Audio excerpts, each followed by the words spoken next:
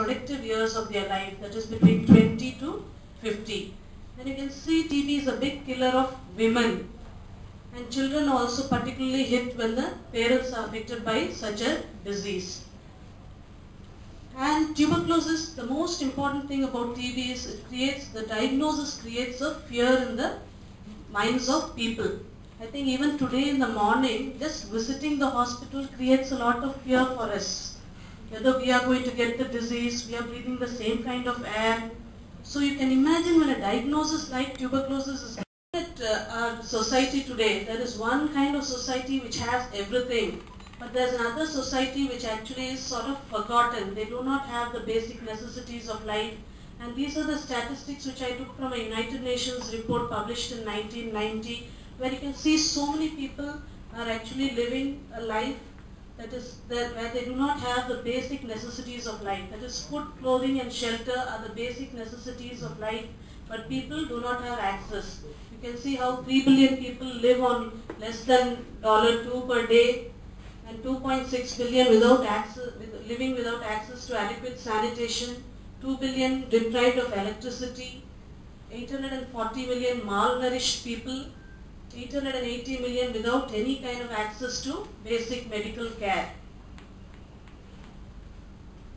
Generally, public health diseases, when we look at this public health diseases, especially when we look at TB itself, the West has largely been successful in eradicating or controlling this disease because they have had an improvement in their basic living structure. They have had good housing, they have had good drinking water, good sanitation facilities, all of which have helped them to curb public health diseases. But in India, this is a huge challenge.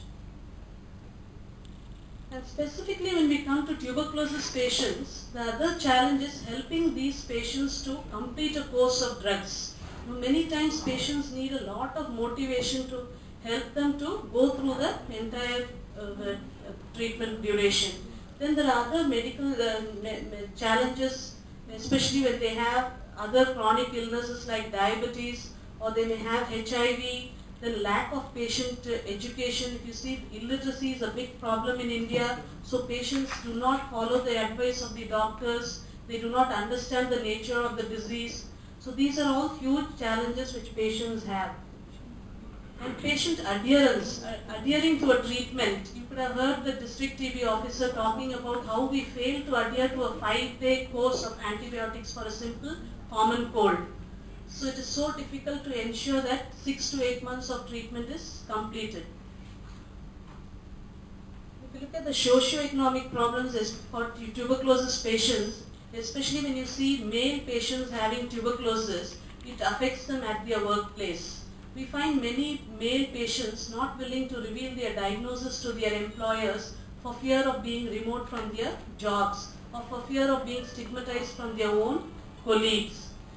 And then we have also problems wherein a patient has to face a loss in his salary because he might have taken a long leave during his sickness. Then we have when patients are very poor and daily wage earners, they may not be able to go to work during the time they are on treatment. So in such times, it's a heavy stress for the family to literally take care of themselves and go through their basic needs. And you can see school dropouts, especially when parents have tuberculosis and the father is the main provider of the family and is not able to provide for the family.